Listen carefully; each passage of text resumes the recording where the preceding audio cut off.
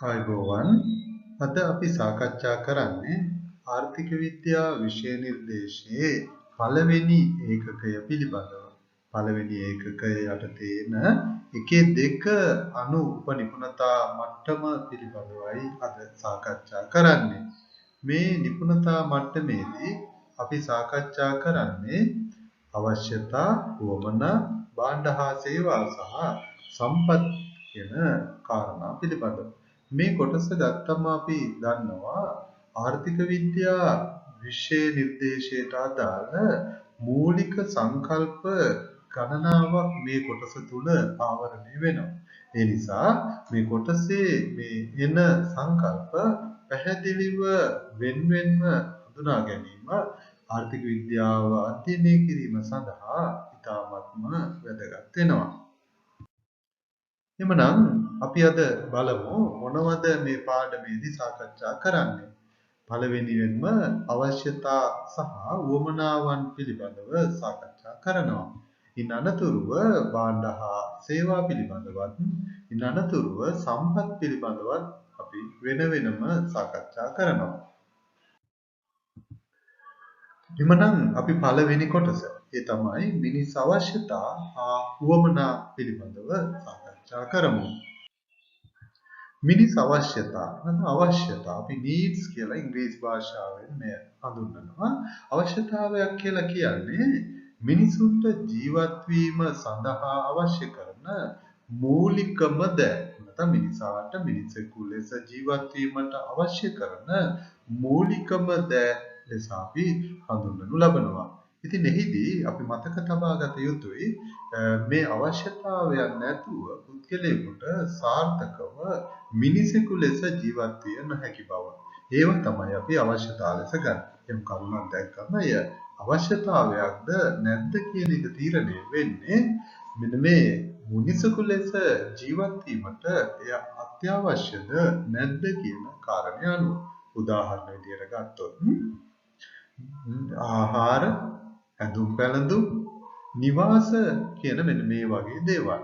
ආහාර ගත්තම අපි දන්නවා මේ කියන කාරණා ආහාර, ඇඳුම් පැළඳුම්, නිවාස. මේ දේවල් නොමැතිව පුද්ගලයෙකුට ජීවත් වීම ඉතාමත්ම අපහසු වෙනවා. අපි දන්නවා සමහර අවස්ථාවන් වලදී සමහර අය ජීවත් වෙනවා හැබැයි ආහාර නැතුව නැත්නම් ඇඳුම් පැළඳුම් නැතුව එහෙම නැත්නම් නිවාස නැතුව ජීවත් වෙන්න පුළුවන්. ගැටලුව තියෙන්නේ ඔහුට සාර්ථකව මිනිසෙකු ලෙස ජීවත් විය හැකිද යන්නයි. අපි දන්නවා සමහර අය කානුවල නිදා ගන්නවා. පාරවල් දිගේ වැටිලා නිදා ගන්නවා. නමුත් ඔහු මිනිසෙකු ලෙස සාර්ථකද කියන එක පිළිබඳව ගැටලුවක් අපිට තියෙනවා. ඒ නිසා තිරිසනෙකු ලෙස ජීවත් වීමට නෙවෙයි මිනිසාට මිනිසෙකු ලෙස ජීවත් වීමට අවශ්‍ය කරන මූලික දේවල් ආර්ථික විද්‍යාවේදී අපි අවශ්‍යතා යටතට ගන්නවා. එතකොට මේ අවශ්‍යතා පිළිබඳව සාකච්ඡා කරන විට තවත් දෙයක් අපිට දැනගත යුතුයි. ආර්ථික අවශ්‍යතා, ආර්ථික නොවන අවශ්‍යතා කියලාත් අපිට කතා කරන්න පුළුවන්.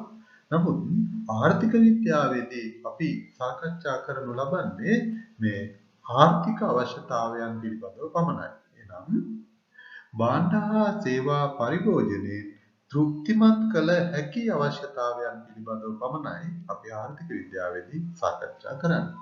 ඊළඟ කාරණය තමයි උවමනා wants. උවමනා කියන්නේ මොනවද? අවශ්‍යතා ඉටු කරගන්න විවිධ ස්වරූප නැත්නම් විවිධ ක්‍රම විවිධ මාධ්‍යයන් අපි උවමනා හැටියට හඳුන්වනවා.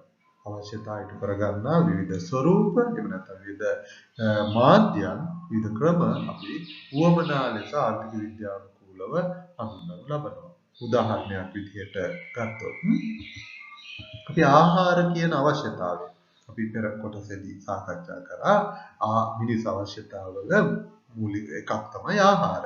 ආහාර කියන අවශ්‍යතාවය ගත්තම මේක විවිධ ආකාරවලට විවිධ අයට සපුරා ගන්න පුළුවන්කම තියෙනවා. උදාහරණ බත් කෙනෙක් බත් ගන්නවා වෙන්න පුළුවන් ආහාර අවශ්‍යතාවය සඳහා. තව කෙනෙක් පාන් අනුභව කරලා ඒ අවශ්‍යතාවය සපුරා ගන්නවා වෙන්න පුළුවන්. තව කෙනෙක් ආප අනුභව කරලා මේ අවශ්‍යතාවය සපුරා ගන්න පුළුවන්. ඒ වගේම තව කෙනෙකුට රොටි අනුභව කිරීම තුළිනුත් මේ අවශ්‍යතාවය ඉෂ්ට කරගන්න පුළුවන්කම තියෙනවා. මේ ආකාරයට එකම අවශ්‍යතාවය මේ අවශ්‍යතාවය ඉෂ්ට කරගත හැකි විවිධ ස්වરૂපවලට අපි කියනවා වමනා කියලා අපි හඳුන්වනු ලබනවා. ඉතින් මේ විදිහට අනිකුත් දේවල් සඳහාත් අපිට මූලික අවශ්‍යතාවලට ඉෂ්ට කරගන්නා විවිධ ආකාර. පුද්ගලයාට ඇඳුම් කියන අවශ්‍යතාවය ගත්තම ඒක විවිධ ආකාර වලින් සම්පූර්ණ කරගන්න පුළුවන්. ඉතින් මෙන්න මේවට අපි වමනා හැටියට හඳුන්වනු ලබනවා. එhmenan අපි දැන් සාකච්ඡා කරන්න ඕන මේ අවශ්‍යතා සහ වමනා අතර තියෙන වෙනස කොහොමද අපි හඳුනාගන්නේ. ඉතින් මේ වෙනස ගැන කතා කරනකොට අපිට මෙන්න මෙහෙම කොටස් දෙකකට වෙන් කරලා ගත්තොත් අවශ්‍යතා සහ වමනා හැටියට අපි එකින් එක බලමු මේ දෙක අතර තියෙන වෙනස්කම් මොනවද කියන එක. එකක් තමයි අවශ්‍යතා කියලා කියන්නේ ජීව විද්‍යාත්මක මූලයන් සමග බැඳී පවතිනවා. අවශ්‍යතා ඇත්තටම පුද්ගලයාගේ අභ්‍යන්තරය තුලින් නිර්මාණය වන දෙයක්. ඉතින් මේක ඒ නිසා ජීව විද්‍යාත්මක මූලයන් සමග බැඳිලා තියෙනවා. නමුත් වමනා ජීව විද්‍යාත්මකව නෙවෙයි සම්ප්‍රදායන් සිරිත් විරිත් සංස්කෘතීන් ආදිය මත බොහෝ වෙලාවට රඳා පවතින වමනාවක්. අපි ආහාර කියන දේ ගත්තොත් විවිධ අය විවිධ සංස්කෘතීන් විවිධ ආගමික අය නැත්නම් විවිධ ජාතීන් විවිධ ආකාර වලට තමයි සපුරා ගන්නු ලබන්නේ. ඉතින් ඒ අනුව අපට පේනවා අවශ්‍යතා ජීව විද්‍යාත්මක මූලයන් සමග බැඳිලා තියෙනවා. වමනා සම්ප්‍රදාය සිරිත් විරිත් සංස්කෘතීන් සමග බැඳී පවතිනවා. ඒ වගේම තමයි අවශ්‍යතා සීමිතයි. අපි පෙර සඳහන් කළා අවශ්‍යතා ඊතරම් මහා ගණනාවක් නැහැ. මිනිසාට මිනිසෙකු ලෙස ජීවත් වීමට අවශ්‍ය කරන මූලිකම දේවල් ටික තමයි අපි අවශ්‍යතා කරන්නේ. ඒකට ඒවා අපේ ඇඟිලි ප්‍රමාණයට අපිට ගණන් කරලා කියන්න පුළුවන් ප්‍රමාණයට බොහොම සීමිත ප්‍රමාණයක් තමයි තියෙන්නේ. නමුත් වමනා ඒවා සපුරා ගන්නා විදි අප්‍රමාණයි අනන්තයි. මේවා සීමිත නෙවෙයි. ඇත්තට මේවා අසීමිතයි. ඒ වගේම තමයි මේවා මේ අවශ්‍යතාවයන් කාලයත් සමග වෙනස් වෙන්නේ නැහැ. නමුත් වමනාවන් කාලයත් සමග වෙනස් වෙනවා. ආහාර කියන අවශ්‍යතාවය පෙරත් පැවතියා. එතකොට මේ පෙර පැවති ආහාර කියන අවශ්‍යතාවය වර්තමානයේ වෙනකොට සපුරා ගන්න ආකාරය ඉස්සරට වඩා ඉතාමත්ම වෙනස් තලයකට පත් වෙලා තියෙනවා. ඒ නිසා මේවා කාලයත් සමග වමනාවන් වෙනස් වෙනවා. ඒ වගේම තමයි අවශ්‍යතා පොදුයි සියලු දෙනාටම මනුෂ්‍යයන් ගත්තම සියලු මනුෂ්‍යයන්ට ආහාර නිවාස ඇඳුම් බැලඳුම් මේ දේවල් අවශ්‍යයි. එමනම් අවශ්‍යතා පොදුයි. නමුත් ඒවා සපුරා ගන්න ආකාරය පුද්ගලයාගෙන් පුද්ගලයාට වෙනස්. ආහාර මම ආහාර ගන්න ආකාරයට නෙවෙයි තවත් කෙනෙක් කැමති. තව කෙනෙක් කැමති ඊට වඩා වෙනස් ආකාරයක්. මම අදින පනින්න ආකාරයෙන් නෙවෙයි තව කෙනෙක් කැමති. ඔහු වෙනත් ආකාරයකට කැමති. ඒ නිසා වමනා පුද්ගලයාගෙන් පුද්ගලයාට වෙනස් වෙන බව අපිට සඳහන් කරන්න පුළුවන්. ඒ වගේම තමයි අවශ්‍යතා නිර්මාණය කරන්න බෑ.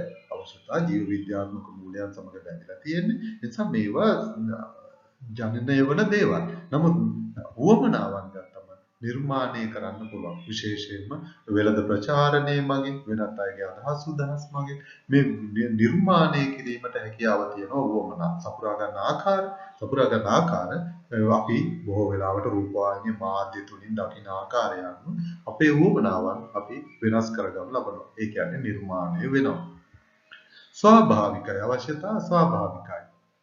මේවා ස්වභාවයෙන්ම හට ගන්නා දේවල්. නමුත් වමනා බොහෝ දුරට කෘතිමව තමයි නිර්මාණය වෙන්නේ. මේවා කෘතිමයි, ද්විතීක. තව ආකාරයකට අපි කිව්වොත් අවශ්‍යතා ප්‍රාථමික වන අතර වමනා ද්විතීක වෙනවා කියලා අපිට කියන්න පුළුවන්. ඉතින් මෙන්න මේ වගේ අවශ්‍යතා සහ වමනා අතර වෙනස්කම් ගණනාවක් රාශියක් අපිට ඉදිරිපත් කරන්න පුළුවන්කම තියෙනවා. ඉතින් තව දෙයක් දරුවනේ අපි මතක තබා ගත යුතුයි. ඒ තමයි අවශ්‍යතා සහ වමනා. එහෙම නැත්නම් මේ වගේ සංකල්ප දෙකක් අතර වෙනස මේ ආකාරයට කරුණු මගින් ඉදිරිපත් කරන විට ආර්ථික විද්‍යාව තුළ එහි තාමත්ම වැදගත් මෙන්න මේ ආකාරයට සංසන්දනාත්මක කරුණු ඉදිරිපත් කිරීම. පළවෙනි කරුණට සාපේක්ෂව අනිත් පැත්තේ කරුණ එතනම ඉදිරිපත් කරනවා. සීමිතයි නම් ඊට සාපේක්ෂව අනිත් පැත්තෙන් අසීමිතයි කියන එක එකම එලින් අපි ඉදිරිපත් කරනවා. මෙතන වැරදි ලෙස සඳහන් වෙනවා සීමිත වේ කියලා වුවමනා එය අසීමිත වේ ලෙස සඳහන් වෙන්න ඕන. ඉතින් ඒ ආකාරයට මෙතන අසීමිත වේ කියලා අපි හදා ගන්න ඕන. වුවමනාවන් අසීමිතයි. ඉතින් මේ ආකාරයට මේ අපිට සඳහන් කරන්න පුළුවන්කම තියෙනවා. ඒ පිළිබඳව අවධානය යොමු කරන්න ඔබට විභාගවලදී මේ සම්බන්ධයෙන් ප්‍රශ්න පැන විට. එමනම් අවශ්‍යතා පිළිබඳව අපි ඉගෙන ගත්තා. ඒ වගේම උවමනා පිළිබඳවත් අපි සාකච්ඡා කරා. ඊළඟට අපි සාකච්ඡා කරනවා මේ භාණ්ඩ හා සේවා. මිනිසුන්ට අවශ්‍යතාවයක් තියෙනවා. ඒවා සපුරා ගන්න ආකාරයේ උවමනා විදිහට අපි හඳුන්වනවා. ඒතකොට මේ අවශ්‍යතා සහ උවමනා සපුරා ගන්න අපි භාණ්ඩ හා සේවා පරිභෝජනයේ මගින්. එහෙමනම් අපි දැනගන්න ඕනයි මොනවද මේ භාණ්ඩ හා සේවා කියන්නේ කියන එක. මෙතනදී ආර්ථික විද්‍යාව තුළ භාණ්ඩ යනු කවරේද, සේවා යනු කවරේද යන්න නිර්වචනය කිරීම නෙවෙයි අදහස් කරන්නේ. මේ දෙකම පොදුවේ අපි භාණ්ඩ හා සේවා පිළිබඳවයි අපි නිර්වචනය කරන්නේ. ඒ විට අපිට කියන්න පුළුවන් භාණ්ඩ හා සේවා කියලා කියන්නේ ධන තෘප්තියක් හෙවත් උපයෝගීතාවයක් ලබා දෙන ඕනෑම දෙයක්. ධන තෘප්තියක් හෙවත් උපයෝගීතාවයක් ලබා දෙන ඕනෑම දෙයක් ආර්ථික විද්‍යාවේදී අපි භාණ්ඩයක් හැටියට සඳහන් කරනවා. ධන තෘප්තියක්. ඒ කියන්නේ තෘප්තියක් ලබා ගන්න පුළුවන් නම් එය පරිභෝජනය කිරීම තුළින් එහෙම නැත්නම් උපයෝගීතාවයක් ලැබෙනවා නම් අපි එය භාණ්ඩයක් එහෙම නැත්නම් සේවාවක් හැටියට අර්ථ දක්වනු ලැබෙනවා. ඒකට ආර්ථික විද්‍යාව තුළ මේ භාණ්ඩ හා සේවා අපිට වර්ග දෙකකට වෙන් කරන්න පුළුවන්. එකක් තමයි ආර්ථික භාණ්ඩ, අනිත් එක තමයි ආර්ථික නොවන භාණ්ඩ. එහෙම නැත්නම් නොමිල භාණ්ඩ, පිරිවැය රහිත භාණ්ඩ, ස්වභාවික භාණ්ඩ ආදී දෙකක් මේවා හඳුන්වනු ලබනවා. එමනම් අපි සාකච්ඡා කරන්න ඕන මොනවද මේ ආර්ථික භාණ්ඩ කියලා කියන්නේ? Economic goods. ආර්ථික භාණ්ඩ කියලා කියන්නේ සැපයුමේ හිගකමක් දක්නට ලැබෙන භාණ්ඩ. සැපයුමේ හිගකමක් දක්නට ලැබෙන භාණ්ඩවලට අපි ආර්ථික භාණ්ඩ කියලා කියනවා. උදාහරණ විදිහට ගත්තොත් අපිට පෑනක්, පොතක්, වගේ තමයි හාල්, පිටි මේ වගේ දේවල් අපිට උදාහරණ විදිහට දක්වන්න පුළුවන්. එතකොට මේ ආර්ථික භාණ්ඩ එතනම සම්පත් පිරිවැයක් නැත්නම් ආවස්තික පිරිවැයක් හට ගන්නවා. නිෂ්පාදනයේ මිනිසා මැදිහත් වී සාධක සංයෝග කරලා තමයි මේවා නිෂ්පාදනය කරන්නේ. එසේ නිෂ්පාදනය කරන විට හිඟ සම්පත්නේ මේවට අපි යොදාගන්නේ. ඉතින් හිඟ සම්පත් යොදාගෙන නිෂ්පාදනය කරන නිසා මේවා නිෂ්පාදනය කිරීමේදී ඒවට මිලක් නියම වෙනවා. ආවස්තික පිරිවැයක් හට ගන්නවා වගේම ඒ හරහා මිලක් නියම කරන්න පුළුවන්. ඒ වගේම තමයි තේරීම පිළිබඳව ප්‍රශ්නයකුත් මේ හා සම්බන්ධව හටනගිනවා. ඒ නිසා නිෂ්පාදනයේදී ආවස්තික පිරිවැයක් හට ගන්නා නැත්නම් සම්පත් පිරිවැයක් හට ගන්නා භාණ්ඩ ආර්ථික භාණ්ඩ ලෙසත් අපිට සමහර විට මේ හැඳින්වීමට හැකියාව තියෙනවා. මේ ආර්ථික භාණ්ඩවල ලක්ෂණ මොනවද කියලා අහුවොත් එහෙම අපිට සඳහන් කරන්න පුළුවන්කම තියෙනවා. ආර්ථික භාණ්ඩවල සම්පත් පිරිවැයක් හා ආවස්තික පිරිවැයක් පැවතීම, මිනිසා මැදිහත් වී සාධක සංයෝග කර නිපදවීම, ඒ වගේ තමයි මිලක් නියම කළ හැකි වීම, හිමිකමක් ප්‍රකාශ කළ හැකි වීම, ඒ වගේම සාපේක්ෂව හිඟකමක් දක්නට ලැබීම වගේ මෙහි ලක්ෂණ අපට ගණනාවක් හඳුනා ගන්න පුළුවන්. ඉතින් එමනම් මූලික වශයෙන් සැපයුමේ හිඟකමක් දක්නට ලැබෙන භාණ්ඩ අපි කියනවා ආර්ථික භාණ්ඩ කියලා. මොනවද මේ ආර්ථික නොවන භාණ්ඩ කියලා කියන්නේ? ආර්ථික නොවන භාණ්ඩ free goods. ඒක නොමිල භාණ්ඩ කියලා මේවා සඳහන් කරනවා කියලා. එමනම් ආර්ථික නොවන භාණ්ඩ කියලා කියන්නේ ශූන්‍ය මිලකදී අසීමිත සැපයුමක් සහිත භාණ්ඩ. ශූන්‍ය මිලකදී අසීමිත සැපයුමක් සහිත භාණ්ඩ ආර්ථික නොවන භාණ්ඩ විදිහට අපි හඳුන්වනවා. ඒ කියන්නේ නිෂ්පාදනයේදී නැත්නම් සැපයීමේදී ආවස්තික පිරිවැයක් හෝ සම්පත් පිරිවැයක් හට නොගන්නා භාණ්ඩ. උදාහරණ ස්වභාව ධර්මයෙන් ලැබෙන වාතය, හිරු එළිය, ජලය මේ වගේ දේවල් අපට උදාහරණ විදිහට සඳහන් කරන්න පුළුවන්. මොකද මේ දේවල් ලබා ගැනීමේදී අපට කිසිම ආවස්තික පිරිවැයක් එහෙම නැත්නම් සම්පත් පිරිවැයක් අපට දැරීමට සිද්ධ වෙන්නේ නැහැ. මේවා ශූන්‍ය මිලකදී මිලක් අය නොකලත් මේවා අසීමිතව ලබා ගැනීමේ හැකියාවක් පවතින විටදී අපට තියෙනවා. ඉතින් ඒ වගේ භාණ්ඩවලට අපි කියනවා ආර්ථික නොවන භාණ්ඩ කියලා. එහෙම බැලුවම මේ භාණ්ඩවල ලක්ෂණ අපට සඳහන් කරනවා නම් කරන්න පුළුවන් නේ සම්පත් පිරිවැයක් එහෙම නැත්නම් ආවර්තික පිරිවැයක් නෑ මේ භාණ්ඩ සම්බන්ධයෙන්. ඒ වගේම තමයි ස්වභාව ධර්මයෙන් ශූන්‍ය මිලකදී මේවා අසීමිතව සැපේනවා. ඒ වගේම මිලක් නියම වෙන්නේ නැහැ ඒ නිසාම. ඒ වගේ තමයි ඒවට හිමිකමක් ප්‍රකාශ කරන්න අමාරුයි සහ සාපේක්ෂව හිඟකමක් දකින්නත් අපිට ලැබෙන්නේ නැහැ. මෙන්න මේ වගේ භාණ්ඩ අපි ආර්ථික නොවන භාණ්ඩ විදියට හඳුන්වන්න පුළුවන්කම තියෙනවා. දැන් අපි මොනවා මේ සාකච්ඡා කරන්නේ අවශ්‍යතාව වුවම ඒවා සාකච්ඡා කර ගැනීම සඳහා යොදා ගන්නවා භාණ්ඩ හා සේවා. ඒ නිසා ආර්ථික භාණ්ඩ ආර්ථික නොවන භාණ්ඩ තියෙනවා. මෙන්න මේ ආර්ථික භාණ්ඩ කිසිම අවස්ථාවක ආර්ථික නොවන භාණ්ඩයක් බවට පත් වෙන්න හැකියාවක් නැහැ. මොකද ඒවා නිෂ්පාදනය කරන විට ආවස්තික පිරිවැයක් සම්පත් පිරිවැයක් දරලා තමයි නිපදවලා තියෙන්නේ. ඒ නිසා ඒවා නැවත ආර්ථික නොවන භාණ්ඩයක් තත්වයටපත් වෙන්නේ නැහැ. නමුත් මේ නොමිලේ ලැබෙන එහෙම නැත්නම් ශූන්‍ය මිලකදී අසීමිතව සැපයෙන ආර්ථික නොවන භාණ්ඩ සමහර විට ආර්ථික භාණ්ඩ බවට පත්වන අවස්ථා තියෙනවා. එhmenan අපි සලකා බලමු ආර්ථික නොවන භාණ්ඩ කොහොමද ආර්ථික භාණ්ඩයක් බවට පත් වෙන්නේ කියන එක. ඇත්තටම ආර්ථික නොවන භාණ්ඩයක් වුණත් මිනිසා මැදිහත් වීමෙන් සම්පත් පිරිවැයක් හෝ එහෙම නැත්නම් ආවස්තික පිරිවැයක් දරා ලබා ගන්නා විට ඒවා ආර්ථික භාණ්ඩ බවට පත් වෙනවා. මේ තමයි සුවිශේෂත්වය. උදාහරණයක් විදිහට ගත්තොත් ඔක්සිජන් වායු ගෝලයේ ස්වභාවිකව පවතින ඔක්සිජන් අපි දන්නවා ආර්ථික නොවන භාණ්ඩයක්. ස්වභාව ධර්මයෙන් අපිට නොමිලේ ලැබෙනවා. නමුත් කිමිදුම් කරුවෙකුට කිමිදීම සඳහා අවශ්‍ය කරන ඔක්සිජන් වායු ගෝලයේ තියෙන ඔක්සිජන් අපට ගන්න වෙනවා ටැංකියකට. නැත්නම් යම්කිසි ඇසුරුමකට. අන්න ඒ විදිහට මිනිසා මැදිහත් වී යම්කිසි ආවස්තික පිරිවැයක් හෝ කැපකිරීමක් දරා ලබා ගන්නා විට එම ඔක්සිජන් ආර්ථික භාණ්ඩයක් බවට පත් වෙනවා. ඒ නිසා කිමිදුම් කරුවෙකු කිමිදීමේදී භාවිතා කරන ඔක්සිජන් අපි ආර්ථික භාණ්ඩයක් ලෙස තමයි සලකන්නේ වෙන්නේ. ඒ වගේ තමයි රෝගියෙකුට ලබා දෙන ඔක්සිජන්. ඒ වගේම තමයි සූර්ය බලයෙන් නිපද වෙන සූර්ය කෝෂ. ඒ කියන්නේ අපි දන්නවා සූර්යාලෝකය අපි දන්නවා නොමිල භාණ්ඩයක් ආර්ථික නොවන භාණ්ඩයක්. නමුත් එය අපි යම්කිසි තාක්ෂණික ක්‍රමවේදයක් ඔස්සේ මිනිසා මැදිහත් වී ලබාගෙන බල ශක්තිය නිෂ්පාදනය කිරීමට යොදා ගන්නා විට එය ආර්ථික භාණ්ඩයක් බවට පත් වෙනවා. ඒ තමයි බෝතල් කරන ලද ජලයක් ඒ ආකාරයයි නොමිලේ ලැබුණත් ජලය ස්වභාවිකව ඒ අපිට බෝතලයකට ඇසුරුම් කරලා ලබා ගන්නා විට මිනිස් මැදිහත් වීමක් තියෙනවා එතන. ඒකේ තමයි අවස්තික පිළිවෙලක් දරන්න සිද්ධ වෙනවා. ඒ නිසා ඒක ආර්ථික භාණ්ඩයක් වගේ. එහෙමනම් මම හිතනවා ඔබට පැහැදිලි ආර්ථික නොවන භාණ්ඩයක් මිනිසා මැදිහත් වී ආවස්තික පිළිවෙලක් දරලා ලබා ගන්නා විට එය ආර්ථික භාණ්ඩයක් බවට පත් වෙනවා.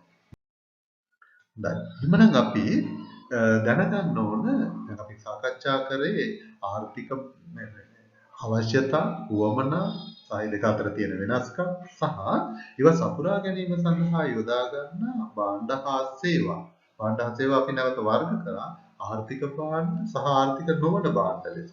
මේ පිළිබඳව සාකච්ඡා කරන විට අපි භාණ්ඩ හා සේවා පරිභෝජනය කිරීමෙන්නේ අපි අවශ්‍යතාව වමනා තෘප්තිමත් කරගන්නනේ බලාපොරොත්තු වෙන්නේ. එම නිසා මෙන්න මේක කරනා පිළිබඳව සාකච්ඡා කරන්න ඕනේ. නීච භාණ්ඩ. නීච භාණ්ඩයක් කියන්නේ මොකක්ද? නීච භාණ්ඩ අපි කියන්නේ භාණ්ඩයක් කියලා කියන්නේ ධන උපයෝගීතාවයක් ලබා දෙන නැත්නම් තෘප්තියක් ලබා දෙන දේවල් වලට අපි භාණ්ඩ හා සේවා කියලා කියනවා. එහෙමනම් එහෙම අපිට ධන තෘප්තියක් ධන උපයෝගීතාවයක් ලබා දෙන්නේ නැත්නම් ඍණ තෘප්තියක් හෙවත් ධන උපයෝගීතාවයක් සහිත භාණ්ඩ ලබා දෙන භාණ්ඩ වලට අපි කියනවා නීච භාණ්ඩ කියලා. නැත්නම් ශූන්‍ය මිලක් යටතේ ඍණ ඉල්ලුමක් සහිත භාණ්ඩයක් තියෙනවා නම් අපි ඒක හඳුන්වනවා නීච භාණ්ඩයක් විදියට. උදාහරණ විදියට ගත්තොත් කැලිකසල වල් පැලෑටි එන මේ වගේ දේවල්. ඒ කියන්නේ අපි කිසිම අවස්ථාවක මේ වගේ දේවල් ශූන්‍ය මිලකදී වුණා මිලක් අය කරේ නැතත් ගන්න කැමති වෙන්නේ නැහැ. ඉතින් මේ වගේ දේවල් තුලින් අපේ තියෙන තෘප්තිය අඩුවීම තමයි සිද්ධ වෙන්නේ. ඒ නිසා මේ වගේ භාණ්ඩ සලකනවා නීච භාණ්ඩ හැටියට. ඒ වගේම තමයි අපි තවත් කරුණක් දැනගන්න ඕන මේ උපයෝගීතාවය කියන්නේ මොකක්ද කියන එක. අපි භාණ්ඩ හා සේවා පරිභෝජනයෙන් බලාපොරොත්තු වෙන්නේ උපයෝගීතාවයක් ලබා ගන්න. එhmenan මොකද්ද මේ උපයෝගීතාවය කියන්නේ? භාණ්ඩ හා සේවා පරිභෝජනයෙන් මිනිස් අවශ්‍යතා තෘප්තිමත් වීම අපි උපයෝගීතාවය හැටියට සැලකනවා. පුද්ගලයේ පරිභෝජනයේ අරමුණ තමයි විශේෂයෙන්ම ආර්ථික පුද්ගලයේ පරිභෝජනයේ අරමුණ තමයි උපයෝගීතාවයේ උපරිම කර ගැනීම. එනිසා මේ උපයෝගීතාවය අපි දැනගන්න ඕනේ නේද? භාණ්ඩයක් හෝ සේවාවක් පරිභෝජනය කිරීම තුළින් මිනිස් අවශ්‍යතා තෘප්තිමත් වීම අපි උපයෝගීතාවය හැටියට සැලකනවා. මේ උපයෝගීතාවය තවදුරටත් වර්ග කරන්න පුළුවන්.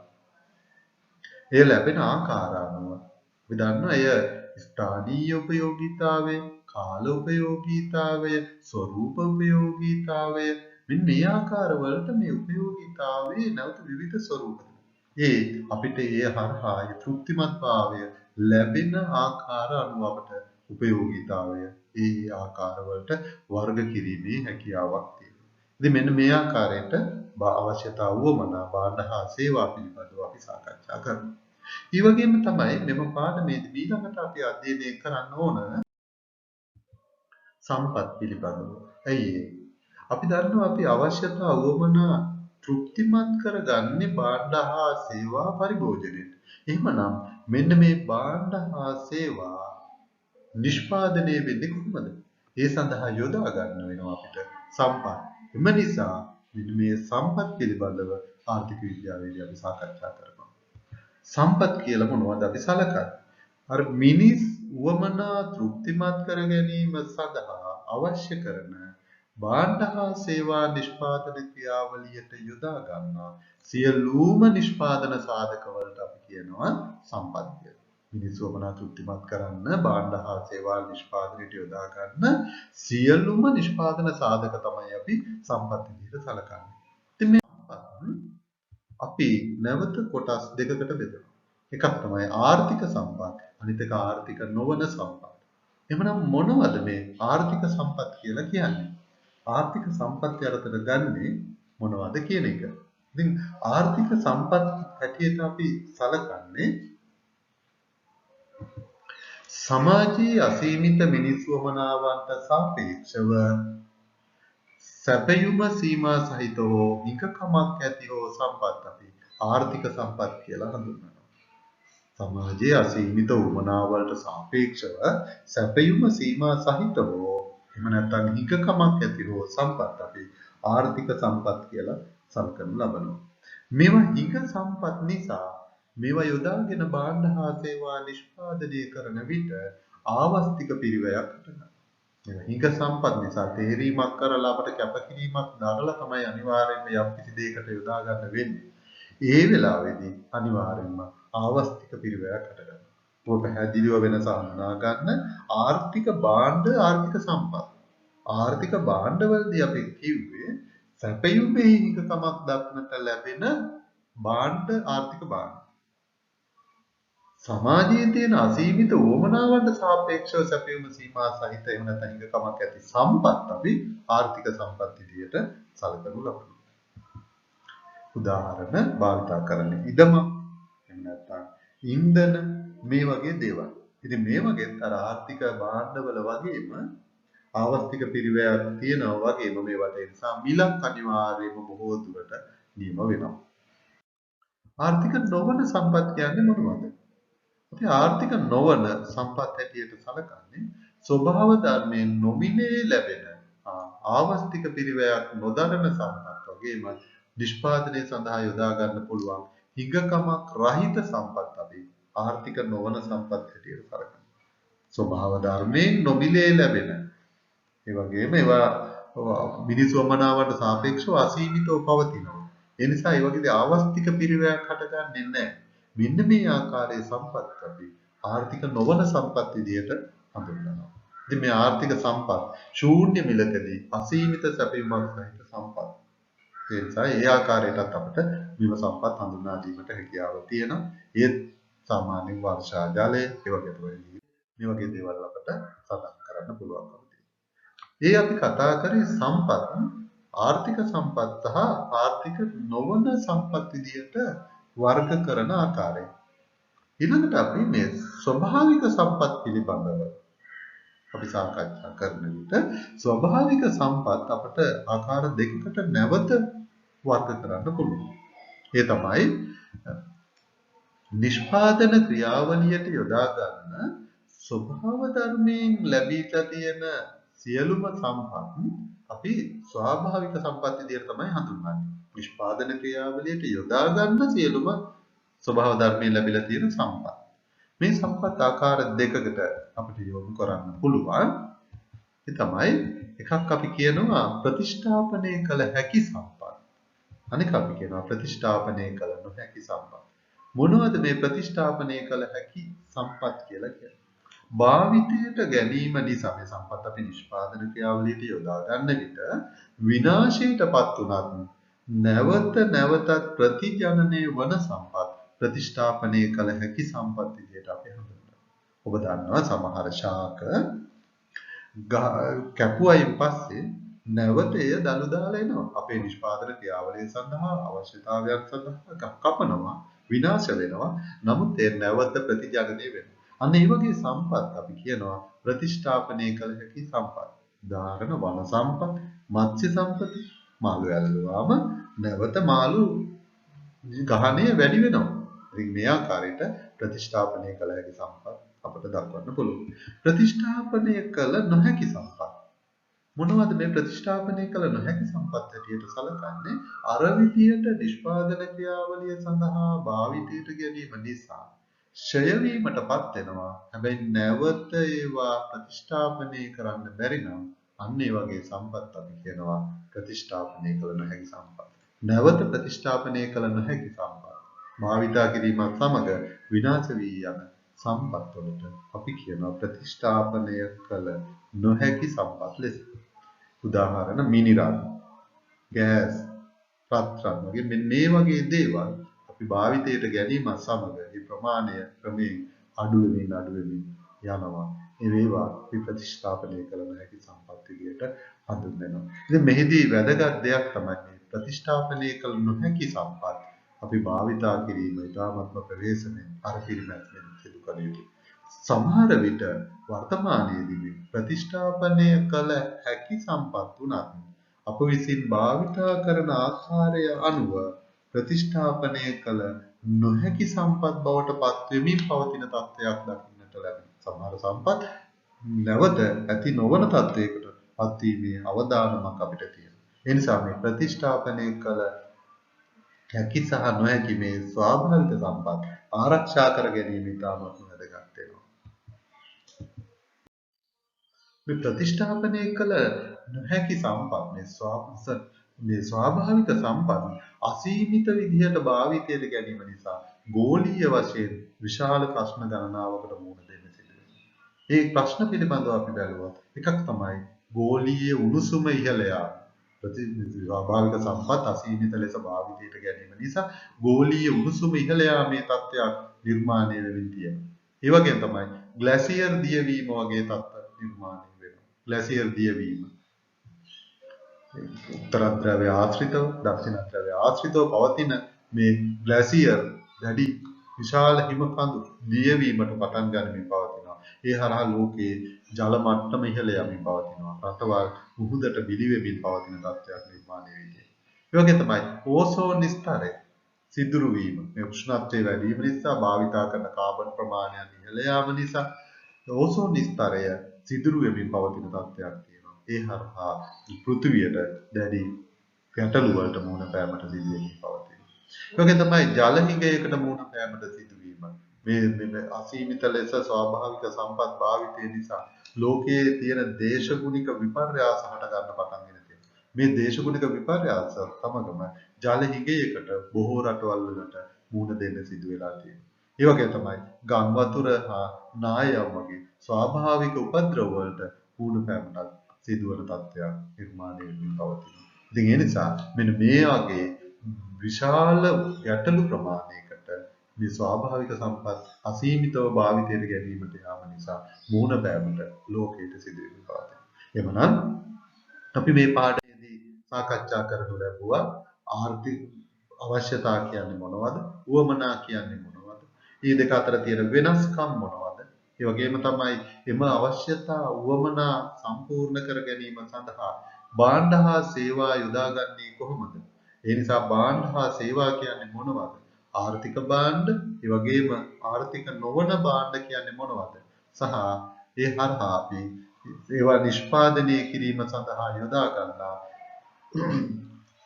සම්පත් පිළිබඳව සාකච්ඡා කරනු ලැබුවා. සම්පත්, ආර්ථික සම්පත්, ආර්ථික නොවන සම්පත්, ඒ වගේම තමයි ස්වාභාවික සම්පත් නැවත වර්ග දෙකකට වෙන් කරන්න පුළුවන්.